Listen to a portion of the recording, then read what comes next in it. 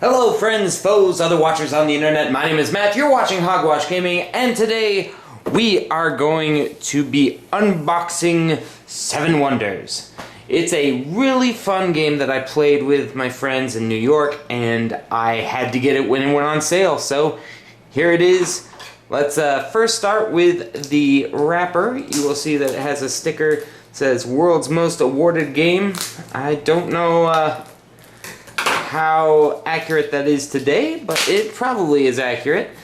And let's just see. Oh, there goes the sticker. Hopefully it wasn't worth a lot of money. Alright, let's get this going. Alright, now this is the newer version. I played the older version, so I don't know everything about this game. But they changed it. The consensus online is the old way was more fun, but this is more streamlined. I don't know if that's true. We're just gonna open it up, see what we've got inside. Alright, so here's the moment of truth. Get ready for your dopamine hit. Boom! Ooh, that's really fancy. Is this the...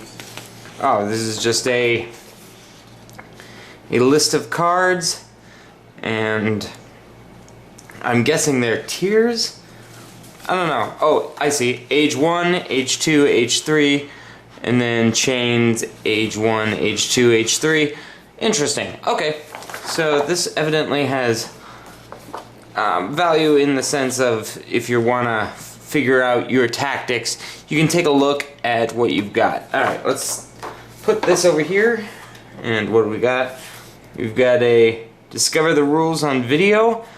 Well, I'm gonna make my own, but I might check that out just to see how they do it. Interesting little print there. These are description of effects. Are they the same? Yes, they are. They're not different languages. They're all English. Yeah. So. Apparently, cheat sheets just for people who need a cheat sheet. Okay, these are the instructions. Alright.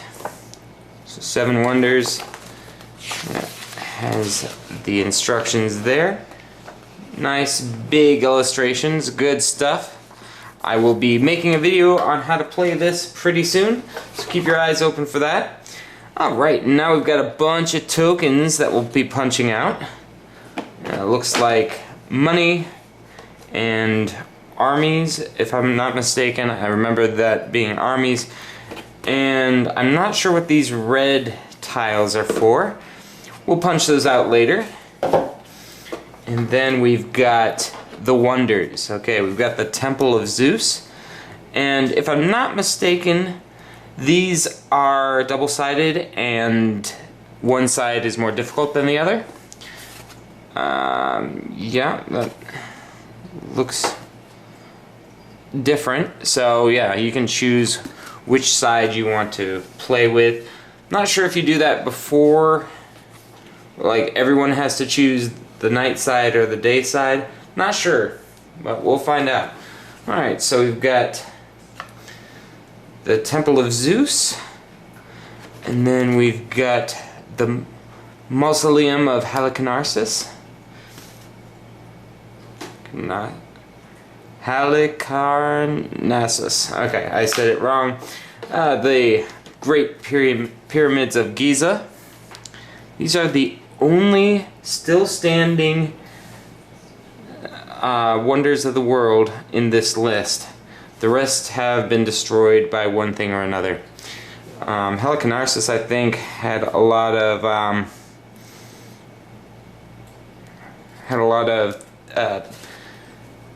crusaders going through there, and they tore it apart to build their castle. I think that's what I saw. And then we've got the Great Lighthouse of Alexandria, and this, I think, fell into the sea after an earthquake. I believe that's what I heard. The Great Temple of Ephesus, the Temple of Artemis, I believe, the fertility goddess, but it was gigantic. And I think earthquakes and Crusaders had something to do with that. Okay, and then we got the Hanging Gardens of Babylon. And yeah, these were, I think this was the first, no, the pyramids were the first, but this was a pretty early one, and it was destroyed by the Persians, I believe. Not sure, but yeah, would like to see that, but it is no more. Now this one, the Colossus of Rhodes. This was an impressive statue that stood above the harbor, and sorry.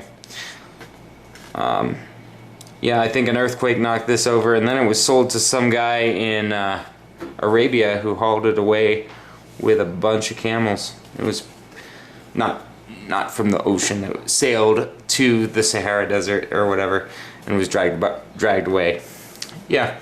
Anyway, that's my knowledge of the Seven Wonders. It may or may not be flawed. It's been a while since I've been to high school. Alright, this is a score sheet. Each player gets a score sheet, and yep, they're all the same. It's kind of like Clue or something. And then we've got the phase cards. So we'll open these up. I can't remember how you buy them, but you can build other buildings, and they give you other abilities in order to buy things. I think you start with a lumberyard and a quarry or something like that. Yeah, so here's things that you can build soldiers with. Here's things you can build buildings with, I believe. This is research, I believe. These are victory points.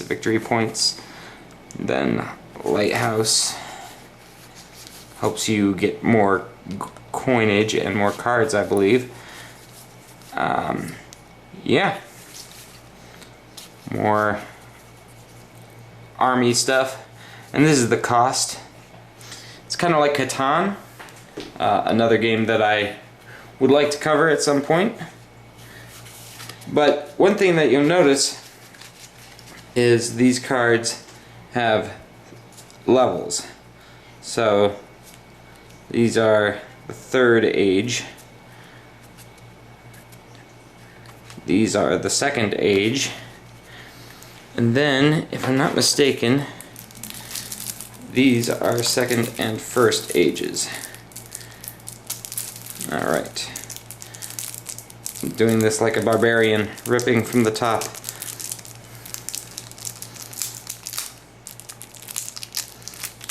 There we go.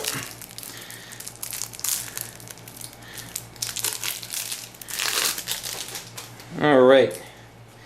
So we've got second age cards, and down here we have first age cards. So the first age cards would be kind of your basics. These are what give you the resources you need to build things in the later ages. Like this requires glass to build, so you need to have something that builds glass, like these glassworks. And some of these, like sawmills, they can create 2 wood, whereas lumberyards can only create 1. So it's kind of an upgrading kind of thing. It's a really fun game, and I see how they set this box up. This is cool. So we've got 1, 2, 3. So 2 goes here, 1 goes here. Oops. And 3 goes here. And I don't think you shovel them during the game. Alright, and right here would be the bins in which the coins go and the other tokens. So it looks like this one is where money goes, and this is where the anti-victory points and the military points go. Alright, so let's just punch these out. A little bit of satisfaction there.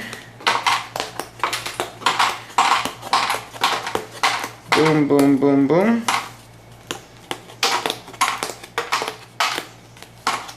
It's falling out. There we go. Give you a nice view of all the tokens. And these stop signs.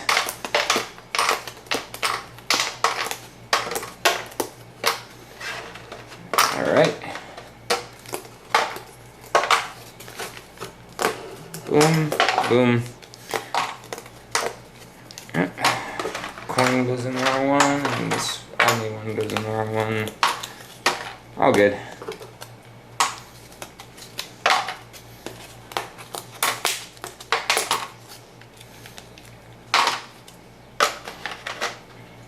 Alright.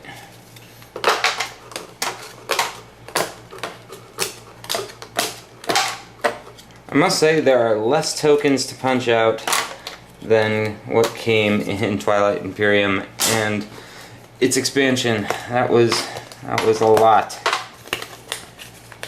Alright. Now, the thing about this game is it requires more than 2 players, as far as I know. There is a version called Duel, where you only have 2 players playing, but I've never played that before. But I would like to make a review on it at some point. Maybe I'll be able to pick up a copy somewhere. Maybe a used copy. Maybe I'll be able to borrow it from a neighbor or something.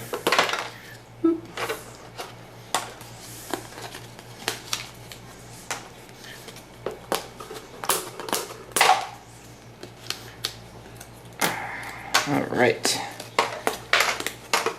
It's a warm day today, so having my AC off for this long is testing my resolve. Alright.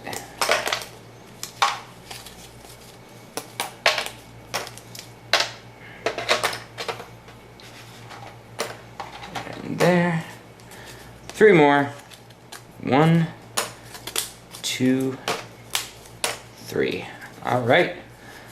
That's all the tokens. Very satisfying piles here. Yeah, so we've got 1 coins and we've got 3 coins. Very cool. Alright, and then to pack it all up, you just put the wonders here, and then you put this and this, and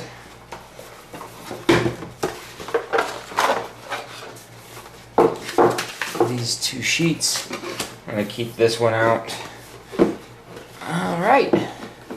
And that, my friends, is 7 Wonders. It doesn't have a ton of bits and pieces. It's got a lot of tokens, but as far as like complexity, not really. It's pretty simple, and that's probably why it's gotten so many good reviews and awards, because they made it in a way that a lot of people can pick up and it's not difficult to learn. So I want to make a video of this in the future, and until next time, this is Hogwash, over and out. Hope you had a great time.